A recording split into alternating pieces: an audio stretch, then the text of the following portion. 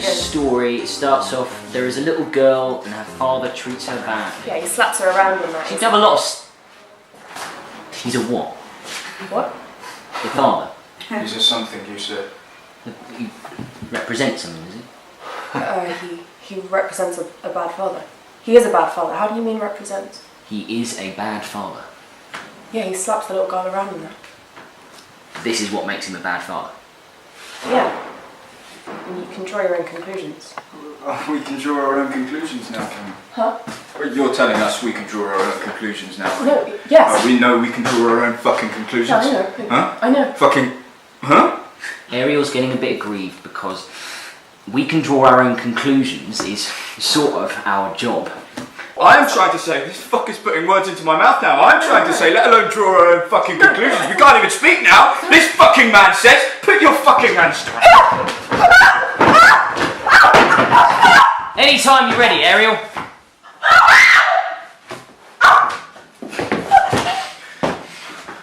Retake your seat, please. Oh, I almost forgot to mention I'm the good cop and he's the bad cop. Yeah, so anyway, back to literature. We decided to put on the Pillowman because it's a play very unlike plays that are often put on the Oxford Playhouse. This kind of thing is possible, this kind of difficult, cruel, funny play is possible. So I picked the Pillowman because having done quite a few plays in Oxford, I felt like this one was really literally unlike anything else I've seen. It's got such a level of daring and difficult themes, but at the same time wicked humour. So the premise is that writer of very, very dark stories is arrested. We're in a totalitarian state, still interrogated by two detectives who are intrigued as to why this writer's stories so closely resemble a number of child murders that are happening. That said, it's a comedy. It's quite violent and brutal, but really, really funny as well. And I jumped when I read it in a cafe. So naturally the pick of a father swallows a bunch of these apple men whole, just to spite her, and they have razor blades in them and he dies in agony. Yeah, and that's kind of like the end of the story. That's meant to be like the end of the story. You know, the father gets his comeuppance, but then it goes on. But then it goes on. The girl wakes up that night, and a number of apple men are walking up her chest. They hold her mouth open. They say to her, You killed our little brothers. You killed our little brothers. They slide down her throat. She chokes to death on her own blood. The end. I mean, it's a twist. Because you think it's a... Scene.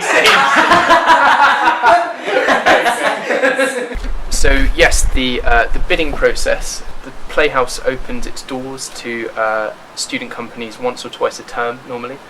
You put together a bid, you choose the play, you kind of have to sell your interpretation of it, why it has to be at the Playhouse. That's something they stress quite strongly. A statement from directors, producers, designers. Those people then get together and write a really detailed bid, which has statements from everyone talking about how they're going to design the show, how they're going to build that design, how they're going to cast it, how they're going to, make sure it sells and make sure it's produced well.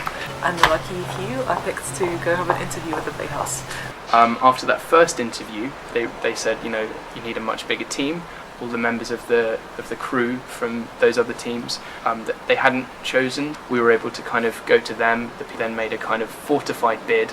We also had to make like a model box, which has since developed to a very kind of realistic miniature of what the set's going to look like. So after we heard back that we got it, we were delighted, and we set about casting the show.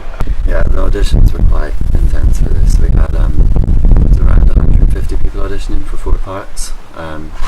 So for my audition for Centurion, because he tells so many stories, I had to storytell in as many ways as possible, really.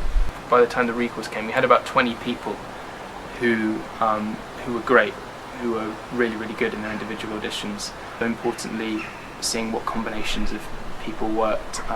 The group dynamic is kind of integral to the success of the piece, really. I think you execute a writer, it sends out a message. I don't know what message it sends out. I mean, that's not really my area, but it sends out a message. There are a number of reasons behind deciding to cast Katrina and Michael as women. First of all, it was cast gender blind, so all characters were considered, all actors were considered for all characters. But ultimately, why we went for Katrina and Michael, why we reimagined them as sisters instead of brothers, was because you have this kind of, you have this totalitarian state. And as I said before, the play is very kind of cruel in many ways, and you add a kind of certain dimension to that if you make the kind of male oppressive totalitarian figures these policemen, and then you have these female kind of artistic siblings, and you add this kind of male oppressing female quality to the play that makes it even more uncomfortable. On a personal ideology basis, I also believe that this is something that's right and should be done, just because if you have a lot of talented actors and you have a play in which the potential is there for it to be cast as a gender neutral play, it should be done. And yeah, ultimately the best Katrina and Michael were women. I am a high-ranking police officer in a totalitarian fucking dictatorship. What are you doing taking my word about anything? We started rehearsals a week ago today, so we've had the kind of, last week was the kind of stage one. This week is about kind of zooming in a bit to those texts, on making sure we all know what we're doing all the time. It's about doing things like choreographing stage violence, working out the jokes, making sure that we hit all the jokes. Working on physicality. Working on physicality for characters, and the huge Pillowman figure that we're planning to put up on stage. It's not a straightforward thing to make, but we're making it, and how it's going to be a secret reserved for the next episode.